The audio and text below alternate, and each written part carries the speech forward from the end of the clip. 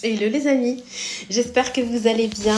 Écoutez, ici ça va très bien. Je vous retrouve pour une vidéo face caméra, face téléphone, enfin je sais jamais comment dire, pour parler un petit peu ménage. Ménage, c'est un bien grand mot. Je ne suis pas du tout une pro du ménage. Chez moi, il y a toujours des tâches, des trucs qui traînent, mais j'ai quand même à cœur de tenir une maison, de tenir ma maison. Voilà, donc je me suis dit, bah tiens, je vais parler un petit peu avec eux de ce sujet, tout simplement parce qu'en fait, je vous ai parlé il y a quelques temps d'une problématique avec mon lave-vaisselle où vraiment j'avais tout le temps ma vaisselle qui ressortait, qui était hyper terne, blanchâtre, qui était mal lavée. Et vraiment, ça m'agaçait fortement. Donc j'avais mis du sel, j'avais remis du liquide de rinçage, j'avais nettoyé à fond mon lave-vaisselle, enfin, changé de pastille.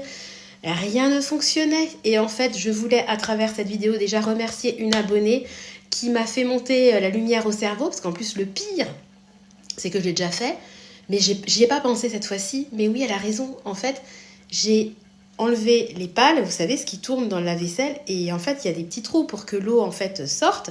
Et très souvent, parce que dans votre lave-vaisselle, il va toujours y avoir des résidus alimentaires, enfin bon, bref, peu importe, qui vont se mettre dans ces petits trous et qui vont boucher les trous et qui vont faire qu'en fait, c'est ça très souvent qui est responsable du fait du mauvais nettoyage de votre lave-vaisselle. Donc, je me suis dit, mais oui, mais elle a raison, je ne l'ai pas fait. Je l'ai fait et oh miracle, mon lave-vaisselle remarche comme au premier jour. Donc, je te remercie infiniment.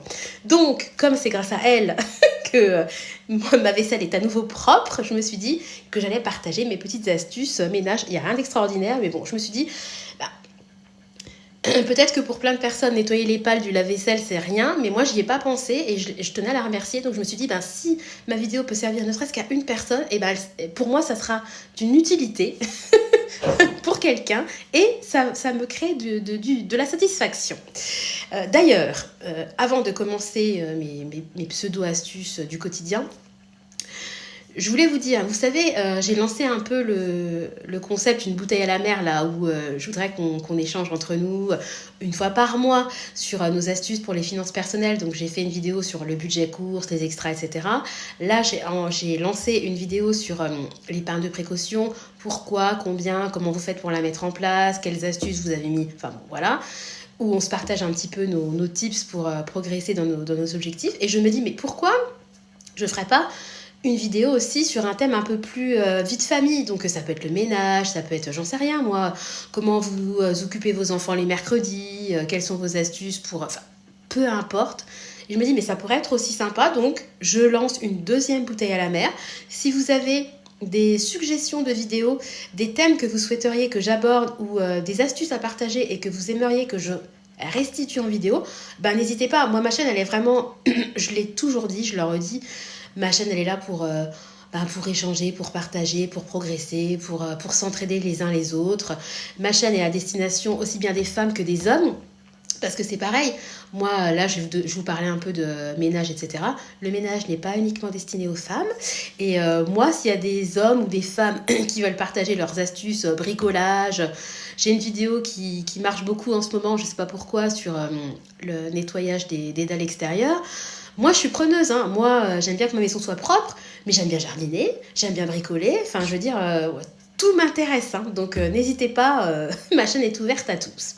Donc, pour en revenir au vif du sujet, parce que j'arrive à 4 minutes de blabla, je me suis dit que j'allais partager mes petites astuces du quotidien.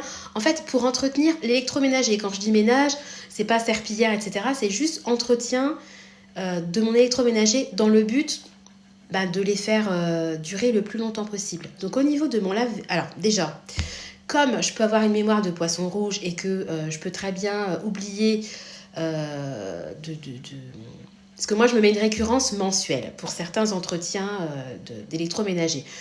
J'ai pas forcément le réflexe, moi tous les mois je me dis pas chaque 10 du mois je fais ci, je fais ça, non. Donc je me suis créé des alertes en fait dans mon téléphone où je me dis bing, Sandra, il est temps d'entretenir ta machine à laver. Bing, il est temps d'entretenir ton lave-vaisselle, etc. etc.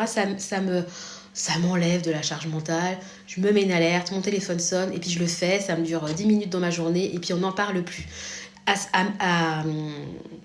Dans la même Dans la même lignée, par exemple Finlay, il a des colliers contre les puces, les tiques, etc. Si je ne me mets pas une alerte, ben moi je ne vais pas me rappeler que tous les 6-8 mois, que ça fait 6 mois et qu'il faut que je change son collier. Donc je mets une alerte. Je me mets une alerte parce que tous les 3 mois, c'est mon mari qui me coupe les pointes, donc de cheveux je parle. Donc j'ai une alerte. Je me fais des traitements à la kératine, donc je me mets une alerte. Je fonctionne beaucoup avec les alertes parce que je me dis, la technologie, de toute façon, qu'on le veuille ou non, fait partie et fera de plus en plus partie de notre quotidien. Donc, j'essaie de prendre le positif de la technologie, c'est-à-dire moi, au lieu de me prendre la tête et de me dire « Oh, je sais plus, ça m'allège le cerveau. » Et puis, je peux aussi me concentrer sur des choses un peu plus... tiens, voilà, les enfants à faire une activité. Je préfère me concentrer sur du concret plutôt que de me prendre la tête avec mes carnets, mes calendriers, mes machins, j'en sais plus où j'en suis. Voilà, ça sonne, c'est terminé, on n'en parle plus. Donc, au niveau, revenons à nos moutons, du lave-vaisselle. Donc, moi, ce que je fais, c'est que tous les mois, je le fais tous les mois, je le nettoie vraiment de fond en comble.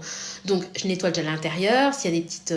des fois, il peut y avoir, je sais pas moi, des saletés qui traînent dans la vaisselle. Donc, je fais bien le contour des joints. Je le nettoie à l'extérieur aussi. Parce que les petites mains, etc., le haut du lave-vaisselle... Enfin bon, je nettoie mon lave-vaisselle avec une lingette. Je le nettoie déjà de fond en comble. J'enlève visuellement la saleté. Ensuite, je le vide, je le fais tourner en intensif. Avant de le faire tourner en intensif, je mets du vinaigre... Alors, il y en a qui sont pour le vinaigre blanc, il y en a qui sont contre, qui vont dire que ça abîme les joints, que ça les brûle. Moi, je fonctionne comme ça depuis des années. Je ne vois pas du tout mon électroménager vieillir avant l'âge, bien au contraire. Après, libre à chacun d'utiliser les produits de son choix. Il y a des produits spécifiques pour nettoyer le lave-vaisselle que vous achetez en grande surface qui sont tout faits, vous les mettez dedans et puis on n'en parle plus. Moi, je préfère faire selon ma technique qui jusqu'à présent m'a réussi. Donc, je mets du vinaigre blanc à la bouteille, carrément dans mon lave-vaisselle. J'en mets également dans l'endroit qui est censé recevoir les pastilles de lave-vaisselle ou le liquide, parce qu'on peut aussi utiliser un lave-vaisselle avec du liquide vaisselle, pas du liquide pec citron, mais du liquide, enfin bon, bref, vous avez compris. Et puis, je le fais tourner donc en intensif avec mon vinaigre blanc, et puis après, je t'essuie tout, etc. Mais ce que j'oublie très régulièrement de faire et qui est nécessaire de faire selon moi, et la preuve en est, c'est que après l'avoir fait, mon lave-vaisselle refonctionne très bien. Je dévisse les pales, les hélices là, qui tournent, ce dont je vous parlais en début de vidéo. Et puis, je les fais tremper. Moi, je mets du liquide vaisselle, de l'eau assez chaude. Voilà, je les nettoie, je les fais... Ah oui, il y a le filtre aussi. Je les fais tremper. Et avec un petit cure-dent ou voire une pince à épiler, s'il y a des aspérités, des choses qui traînent dedans, je les enlève pour que, les trous soient désobstrués, en fait, je trouve pas le mot, mais enfin bon, voilà, vous avez compris ce que je voulais dire. Et puis bien évidemment, je nettoie mon filtre de fond en comble. Voilà, je le sors, je le dévisse, je le nettoie, enfin, je récure à fond tout ce qui est possible de faire. Après, régulièrement, je rajoute du sel, du liquide de rinçage. Alors, il y en a qui fonctionnent avec du vinaigre blanc. Moi, pour l'instant, je me sers de liquide de rinçage. Ça coûte tellement peu cher, le liquide de rinçage de la marque Repère, par exemple, que... Pour l'instant, je me sers de ça, mais il n'est pas à exclure que quand j'en aurai plus, je testerai au vinaigre blanc. Moi, Vous savez, moi, j'ai des méthodes, mais quand je vois que ça peut être plus facile ou plus concluant, je n'hésite pas à changer de méthode. Je vous dis ce que je fais actuellement, mais il n'est pas à exclure que dans 2 mois, j'ai adopté une autre méthode. Donc, on a terminé sur le lave-vaisselle parce que j'arrive à 9 minutes, donc je vais essayer d'accélérer la cadence. Donc, au niveau de ma machine à laver, donc c'est le même combat. Donc, vous savez, en bas, vous avez un filtre, donc déjà, je nettoie le filtre. Alors, quand j'avais un sèche-linge, c'était pareil, mais maintenant, on n'a plus de sèche-linge. On ne fonctionne qu'avec des étendoirs à linge et ça se passe très bien. Et ça me fait un peu de charge mentale en moins. Donc, je nettoie le filtre. Vous avez un gros joint, vous savez, qui fait l'entourage du hublot. Donc, à chaque fois, de toute façon, que je sors une lessive, je passe toujours un petit coup dans le joint au cas où il y a des... Parce qu'on ne sait jamais, les enfants, s'ils ont laissé un jouet, une pièce de monnaie, enfin, peu importe. je passe toujours ma main dedans pour vérifier qu'il n'y a rien dans le joint et je l'essuie toujours avec une petite microfibre parce que j'aime pas l'eau stagnante dans ma machine à laver. C'est pareil, le hublot, je passe toujours un petit coup de microfibre et je laisse toujours ma machine à laver, évidemment, porte ouverte.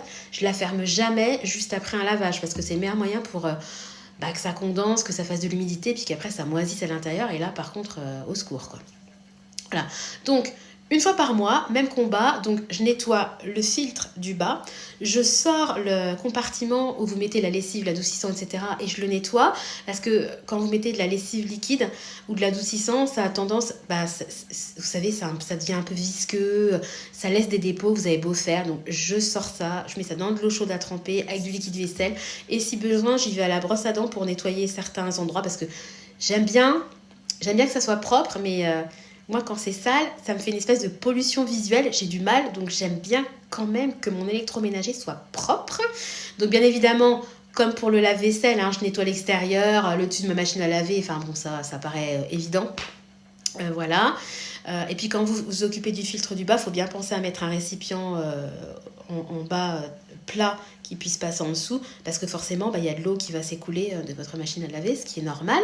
Voilà, donc moi, ma machine à laver, j'ai entre guillemets la chance, parce qu'il y en a qui vont dire que c'est pas bien pour l'environnement, etc. Moi, je trouve que c'est bien, voilà, de temps en temps, de décrasser en profondeur sa machine à laver parce que les lessives liquides et les pods, c'est des corps gras, vous savez, et ça encrasse en fait vos tuyaux. Et la seule manière de décrasser vos tuyaux, c'est l'eau chaude en fait. C'est comme si vous faites une vaisselle à l'eau froide ou à l'eau chaude, ça n'aura pas du tout le même résultat. Le gras va rester avec l'eau froide, ça va mettre beaucoup plus de temps, alors qu'avec de l'eau chaude, ça va très vite. Le gras va très facilement être retiré. Donc moi, ma machine, j'ai une option à 90 degrés. Donc une fois par mois, je dis bien une fois par mois, je la fais tourner à 90 degrés. Donc même combat que le lave-vaisselle. Je te mets du vinaigre blanc directement dans le tambour. J'en mets aussi dans la partie lessive. Je fais tourner à 90 degrés. Donc voilà, ma machine à laver se lance. Et arrivé en milieu de cycle, je mets pause. Comme ça, en fait, j'ai l'eau avec le vinaigre qui reste en bas de ma cuve et qui peut agir. Je laisse agir pendant 30 minutes, 1 heure, enfin peu importe. Je laisse en pause pour bien que le vinaigre fasse son effet. Et ensuite, je termine mon cycle de lavage. Et puis ma machine vraiment ressort comme neuf, quoi. J'ai pas d'odeur comme certaines personnes peuvent avoir, etc. Et je trouve que vraiment, en tout cas pour moi, c'est une bonne technique. Alors, ce que je fais aussi, par rapport aux pods, vous savez, les fameuses capsules qu'on peut mettre dans les machines à laver. Moi, j'ai beaucoup de lessive en bidon liquide et beaucoup de pods parce qu'à l'époque, quand il y avait les 80% d'avantage Cars, je ne sais pas si vous vous souvenez, j'avais fait un stock phénoménal de lessive et d'adoucissant, donc j'en ai encore au moins pour 2-3 ans. Donc ça, c'est trop cool. Vous voyez bien dans mes retours de course, jamais je n'achète de lessive ou d'adoucissant. Le problème des pods, c'est que même si sur le petit emballage, ils vont vous mettre efficace dès 20 degrés, efficace à froid, etc. Et moi, il m'est arrivé à plusieurs reprises, quand je fais des cycles très courts, des fois, je peux faire des cycles 15-30 minutes. Si j'ai par exemple un blouson qui est sale, parce qu'ils sont traînés un petit peu dans la boue, mais j'ai juste le blouson à laver, mais il est sale parce que... il n'est pas sale de transpi, vous voyez ce que je veux dire, je mets un cycle court, et ça m'est arrivé à plusieurs reprises que le pods ne soit pas entièrement, il ne s'est pas désintégré intégralement. Donc des fois, je retrouve un petit peu de pods collés, etc. Et ils ont beau dire que c'est efficace à froid, non, parce que moi, je pense que les pods, il faut les utiliser au moins à 40. Donc moi, ce que je fais, c'est que quand je fais une lessive avec des pods, je fais des lessives à 60. Et quand je fais des lessives avec de la lessive liquide, je fais des lessives à 15, 20, 30, etc. degrés. J'essaie de me servir des pods. Personnellement, à 60 degrés, je trouve que c'est très bien parce que là, j'ai la certitude que le pod se sera vraiment dissous. Après, à 40 degrés, ça marche aussi. Mais les lessives que j'ai fait à 20 ou 30 degrés, il m'est arrivé quand même à plusieurs reprises que le pod ne soit pas entièrement... soit pas entièrement dissous, donc c'est quand même pas le but, quoi. Si je fais une lessive et que je dois relancer une lessive parce que le pod il est toujours là, l'économie elle y est vraiment pas. Donc voilà comment je fais pour entretenir ma machine à laver. J'espère que j'oublie rien dans l'entretien de ma machine. J'ai l'impression d'oublier quelque chose, mais bon, c'est pas grave, je pense pas. Ensuite, au niveau de ma cafetière et de ma bouilloire, alors moi je fonctionne énormément, vous avez compris, avec le vinaigre blanc. Pour tout d'ailleurs, hein, je vous parle de la machine à laver, le lave-vaisselle, mais je peux très bien faire un spray pour les vitres, pour la table. À un moment donné, on lavait le sol avec du vinaigre blanc, on mettait 2 petites gouttes d'huile essentielle d'eucalyptus parce que le vinaigre ça pue quand même. Et moi j'aime bien l'odeur du propre, donc c'est compliqué pour moi parce que je vais utiliser des produits qui sont pas trop nocifs, mais d'un côté, le vinaigre blanc, franchement, ça pue. J'ai déjà fait une fois laver mon sol avec le vinaigre blanc, c'est horrible. Donc, il faut trouver des alternatives. Donc, de temps en temps, je fais le vinaigre blanc. Après, je repasse un peu à l'Ajax parce que j'aime bien l'odeur. Oui, désolée, j'aime bien l'odeur du propre. Voilà, ça fait partie de mes défauts. Je l'assume complètement. Donc je me sers quand même beaucoup du vinaigre blanc pour entretenir mon électro, et donc tout ce qui est bouilloire et machine à café.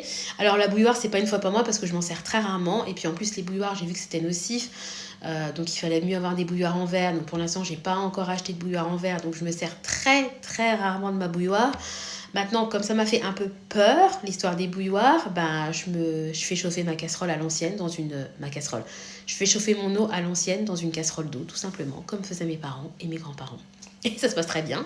Mais j'ai quand même gardé ma bouilloire. Donc si je m'en sers, je la remplis d'eau. Je mets un petit peu de vinaigre blanc, je la fais bouillir, je la lance, tout simplement. Et puis je la vide. Et la bouilloire, vraiment, c'est vrai que le vinaigre blanc, c'est magique pour ça. Elle est comme neuve. La résistance...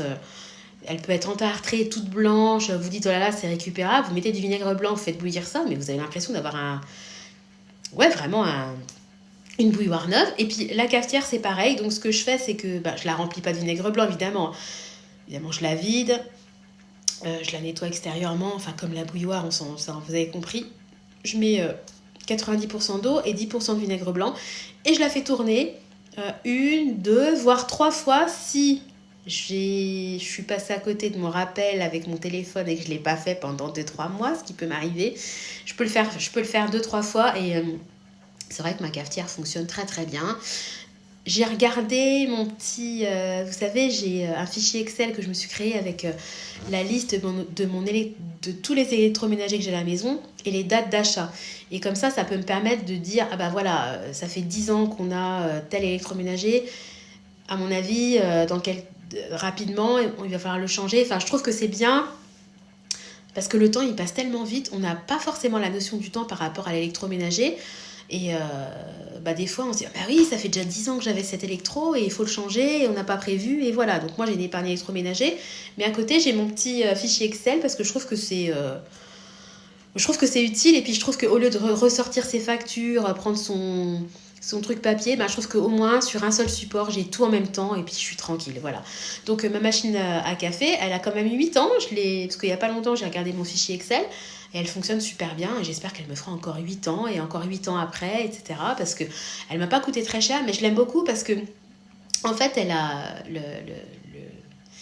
là où le café tombe, là le récipient, c'est thermos, donc c'est super parce que le matin quand je me fais couler mon café, en général, c'est Chéri qui me fait couler le café parce qu'il se lève avant moi et il me fait mon café le matin. Donc ça, j'adore. Merci Chéri. Tu regardes pas mes vidéos, mais c'est ce genre de petite attention qui fait que je t'aime toujours autant qu'au premier jour. Voilà. Et la cafetière, donc le récipient est thermos. Donc toute la journée, j'ai mon café chaud. Donc je trouve ça génial et j'ai envie de la garder le plus longtemps possible. Donc, moralité, le vinaigre blanc est mon ami. Après, au niveau du four, je le lave régulièrement. Au fond du four, parce que des fois, vous faites un poulet, ça gicle, etc. Voilà. J'avais acheté des feuilles en silicone, en fait, pour éviter que les dépôts tombent au fond de mon four. Et après, c'est hyper dur à laver. Là, je prends ma feuille, je la mets dans l'évier avec de l'eau chaude et du liquide vaisselle. Je la nettoie, ça se nettoie super bien et je la remets. Et mon four, au fond, est toujours propre. Par contre, le problème que j'ai, c'est ma vitre de four qui, vous savez, c'est une double paroi. Donc, entre les deux parois, c'est sale, il y a de la saleté, du gras. Alors, je nettoie l'extérieur, je nettoie à l'intérieur, mais entre les deux, j'arrive pas à accéder. Il y a plein de personnes qui m'ont dit, mais tu peux dévisser ta vitre de four. J'ai regardé plein de tutos sur internet, mais moi je peux pas parce que mon four il était présent quand on a acheté la maison. Donc nous on vient de fêter les 10 ans d'achat de notre maison et on a la facture du four et le four qu'on a à plus de 20 ans. Et je pense qu'il y a 20 ans, c'était peut-être pas les mêmes normes, j'en sais rien, mais on ne peut pas dévisser la vitre. Donc, bah, il a toujours un aspect un peu sale, donc c'est vrai que j'aime pas, pollution visuelle, voilà, mais là, j'y peux rien. Le four, il a 20 ans, à l'intérieur, il est propre, parce que je m'occupe de nettoyer mon four. Bah, à l'extérieur, il paraît pas propre, alors que bon, bah, il est propre, mais qu'est-ce que vous voulez? Moi, j'y peux rien. Moi, je me dis, je vais pas changer un four pour pouvoir dévisser la vitre et puis le nettoyer. Ça à l'intérieur, ça touche pas mes aliments, c'est juste, voilà, visuel, c'est pas très joli. Après, il faut vraiment regarder dans le détail. Mon four, en plus, il est noir, on le voit pas. Mais moi, je le vois. Voilà. Moi, ça me dérange.